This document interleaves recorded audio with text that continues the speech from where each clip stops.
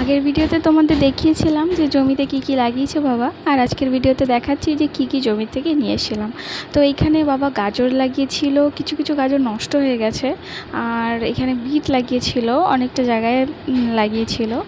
তো বিট এই যে উঠে যাচ্ছে খুব সুন্দরভাবে, কিন্তু গাজরটা না উঠতে চায় না। মানে যদি মাটিতে খুব ভালো জো থাকে, মানে নরম থাকে, তাহলে উঠে যায়, কিন্তু শক্ত থাকলে আর উঠতে চায় না। এই যে মা এখানে এসে গাজরগুলো তুলছিল, কিছু কিছু গাজর পচে গেছে, একদম নষ্ট হয়ে গেছে। তার মধ্যে থেকেই যেগুলো ভালো ছিল সেগুলোই বেছে বেছে মা তুলছিল। বিট আর গাজর খেতে আমার ভীষণ ভালো লাগে। তোমাদের কার কার ভালো লাগে খেতে আমাকে কমেন্ট করে অবশ্যই জানিও। তো যাই হোক, এখানে আমার বিট তুলছে। গাজরের থেকে বিটটাই আমি বেশি ভালো খাই। তো যাই হোক, এই যেখানে বিট তুলছে, অনেক বিট হয়েছিল আমাদের জমিতে। এগুলো বিক্রি করার জন্য না, এগুলো খাওয়ার পারপাসেই লাগানো হয়ে থাকে।